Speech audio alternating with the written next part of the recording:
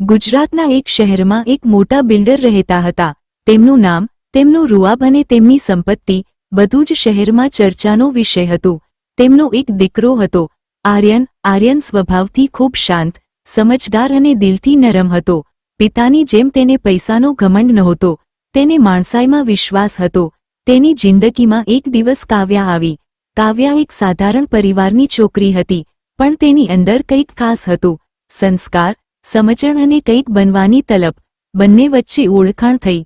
ઓળખાણ પ્રેમમાં બદલાઈ ગઈ અને એક દિવસ બંનેએ લગ્ન કરવાનો નિર્ણય લીધો. જ્યારે આર્યન અને કાવ્યા લગ્ન કરીને ઘરે આવ્યા, ત્યારે જે બન્યું તેની તેમણે કલ્પના પણ નહોતી કરી. આર્યનના પપ્પાએ દરવાજા પર જ બંનેને રોકી દીધા. આ છોકરીને લઈને તું આ ઘરમાં પગ મૂકી શકીશ નહીં. એક જ વાક્ય, પણ એમાં વર્ષોનો અહંકાર છુપાયેલો હતો. આર્યને વિનંતી કરી, સમજાવવાનો પ્રયાસ કર્યો, પણ આર્યનના પપ્પા એકના બે ન જ થયા. અંતે ઘરનો દરવાજો તેમના માટે એ જ ક્ષણે બંધ થઈ ગયો અને તેઓ બંને ત્યાંથી પાછા ફરી ગયા. હવે તેમની પાસે ન હવેલી હતી, ન સુખ સુવિધાઓ, ફક્ત એકબીજાનો સાથ હતો. એક નાનકડા ભાડાના રૂમમાં તેમણે જીવન શરૂ કર્યું.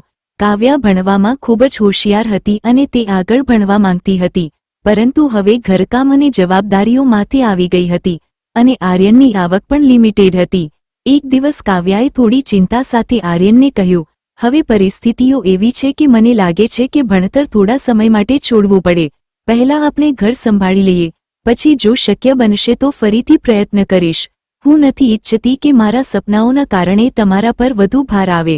આર્યને તેની વાત શાંતિથી સાંભળી, થોડો સમય ચૂપ રહ્યો અને પછી બોલ્યો, કાવ્યા, સપના છોડવા માટે નથી હોતા, ખાસ કરીને ત્યારે તો બિલકુલ નહીં, જ્યારે પરિસ્થિતિઓ મુશ્કેલ હોય.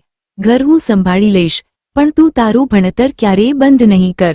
આજે જો તમે તમારા સપનાઓ છોડી દેશો ને, તો આખી જિંદગી અંદરથી પસ્તાવો રહેશે અને હું ક્યારેય નથી ઈચ્છતો કે મારી કાવ્યા હાર માને. તું તારા સપનાઓને પૂરા કર. દિવસ દરમિયાન કાવ્યા અભ્યાસ કરતી અને સાંજે ટ્યુશન લઈને ઘર ખર્ચમાં મદદ કરતી. આર્યન પણ દિવસ રાત મહેનત કરતો. ઘણા દિવસો એવા આવતા કે બંને થાકી જતા, પણ એકબીજાને જોઈને ફરી હિંમત આવી જતી. એક વખત કાવ્યા ખૂબ નિરાશ થઈ ગઈ. તેણે આર્યનને કહ્યું, મને લાગતું નથી કે હું ભણીને કંઈક કરી શકીશ. ત્યારે આર્યન શાંતિથી બોલ્યો, મને તારા પર વિશ્વાસ છે. તું તારા સપનાઓને જરૂર પૂરા કરીશ. વર્ષો સુધી સતત મહેનત અને સંઘર્ષ પછી એ દિવસ પણ આવ્યો. કાવ્યાએ પોતાની મહેનતથી સફળતા મેળવી. તે ભણી ગણીને આખરે જિલ્લા કલેક્ટર બની ગઈ. જે લોકો પહેલા તેને સામાન્ય માનતા હતા, એ જ લોકો હવે તેની સફળતાની વાતો કરતા હતા. અને બિલ્ડર આર્યનના પપ્પા, તેમના દિલમાં અજાણી લાગણીઓ ઊભી થવા લાગી, ગર્વ અને થોડોક પસ્તાવો. એક દિવસ બિલ્ડરને પોતાના એક મોટા પ્રોજેક્ટ માટે કલેક્ટરની મંજૂરી જોઈતી હતી. તેમણે ઓફિસમાં જવું પડ્યું. જ્યારે તેઓ અંદર ગયા અને સામે જોયું, ત્યારે તેઓ થોડા ક્ષણ માટે સ્થિર થઈ ગયા. કલેક્ટરની ખુરશી પર બેઠેલી હતી કાવ્યા, તેમની પોતાની વહુ. કાવ્યાએ ખૂબ શાંતિથી કહ્યું, બેસો સાહેબ, શું કામ છે? એમાં કોઈ અહંકાર નહોતો, ફક્ત આત્મવિશ્વાસ અને સંસ્કાર હતો. બિલ્ડર ફાઇલ લઈને બેઠા, પણ તેમના મનમાં ભૂતકાળના દ્રશ્યો ફરી રહ્યા હતા. એ દરવાજો, એ વાક્ય, એ દિવસ. કામ પૂરું થયા પછી બિલ્ડર ઊભા થયા અને ધીમે અવાજે બોલ્યા, માફ કરજો. આ શબ્દોમાં ગર્વ નહોતો, ફક્ત પસ્તાવો હતો.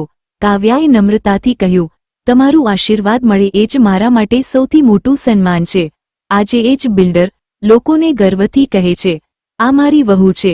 કલેક્ટર સાહેબ, મોરલ સંઘર્ષ તમને તોડવા નથી આવતો, તમને બનાવવા આવે છે. અને અપમાન એક દિવસ ગૌરવમાં જરૂર બદલાય છે.